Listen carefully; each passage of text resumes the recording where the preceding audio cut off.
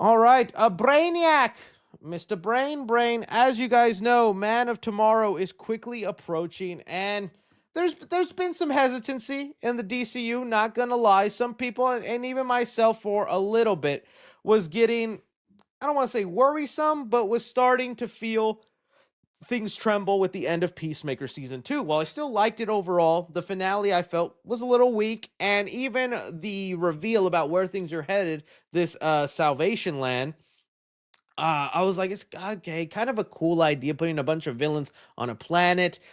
But I just didn't like the idea of like, okay, finally we're getting a Superman sequel, and James Gunn's like, This isn't a Superman sequel," and I'm like, what? But it has all the characters, and it's based off the events of what just happened in Superman 1. Yeah, but it's not a Superman sequel. This is why your hair turned white, James.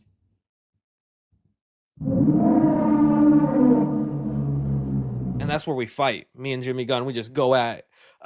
But I was like, now I've grown to like and understand some of this. So, as some of the things he was saying, the reason he doesn't believe this is Superman 2 is because the movie is going to be told a lot from the perspective of Lex Luthor, Nicholas Holt. So, his POV is almost going to take center stage. Superman will still have a large part and have a big role in it. But since they're teaming up to fight a bigger threat, Lex Luthor gets a lot. We get to know a lot about Lex Luthor. And so finding that out in my mind, I'm like, okay, well, what would be the best threat for like Lex Luthor? And all I could think of was Brainiac. I mean, he's a guy that just wants to be challenged by his mind. He hates Superman because he just gets praised for just being born with these abilities when he had to work for everything he's got. And so he looks at Superman kind of like despicably. And I'm like, well, what better challenge than Brainiac, who's also going to challenge him intellectually? And Brainiac is also this alien being.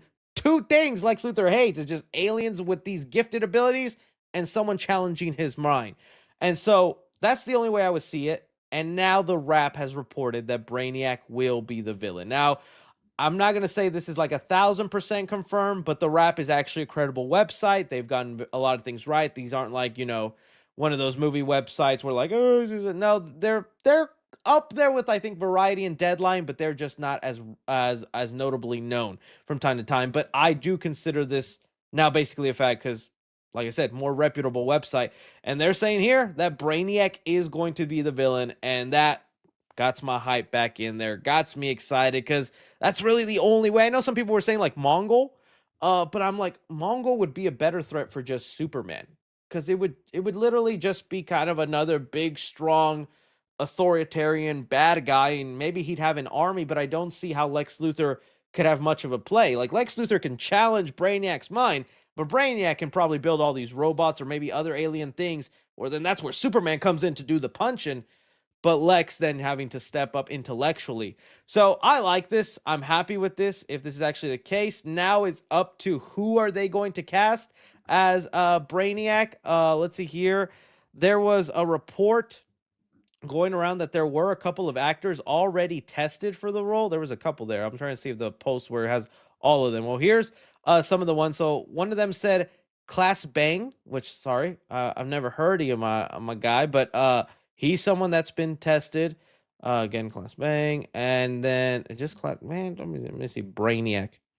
Brainiac. Took a Brainiac to figure out how to spell that. Well, it's not popping up. This kind of okay. Well, that's sad. Hope that baby's doing okay. What does that website become, man? Anyways, I I know I've seen like a lot of people say Michael C. Hall. That's like the fan cast. That's like the Alan Richardson of wanting Batman. But I would low key like Michael C. Hall. That's like who the TikTok users want. Mike Dexter. I think it's because he. Well, now I really want him.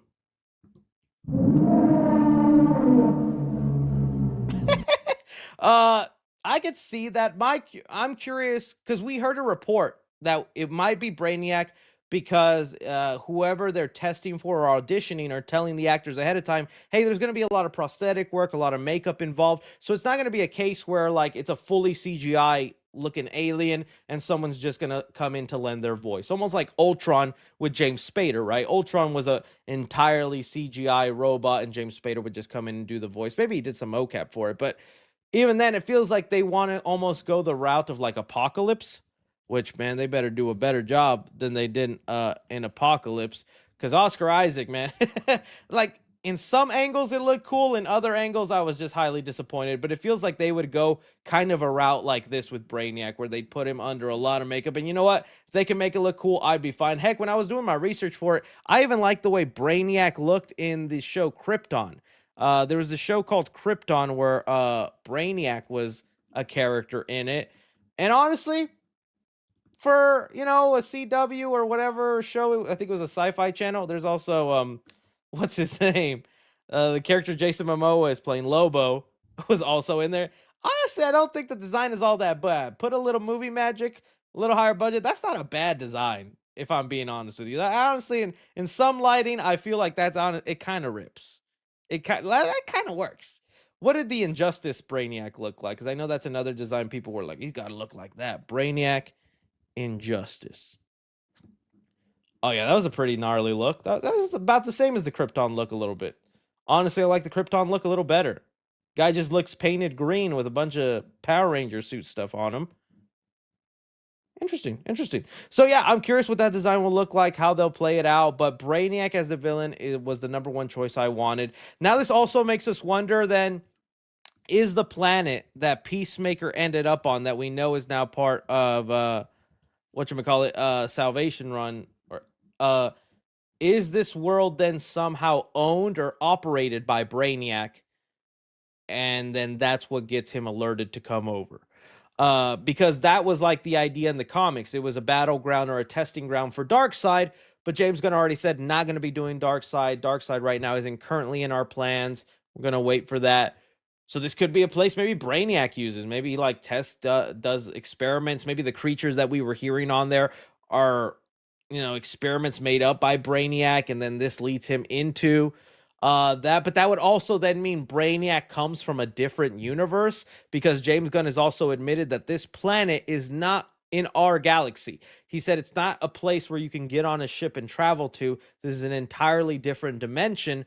So Brainiac would then not even be from our main DCU timeline, which that would be a bummer to some people, because they would want Brainiac to kind of be responsible for the explosion of Krypton.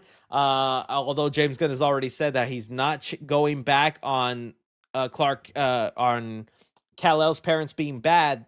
A lot of people theorize that maybe Brainiac like messed with the message that Superman saw, and his parents didn't actually say all those horrible things, but James Gunn has already said it multiple times. I'm not changing that. You got to live with that. So we'll see how he makes that work. But hey, a lot of cool stuff, a lot of nice stuff.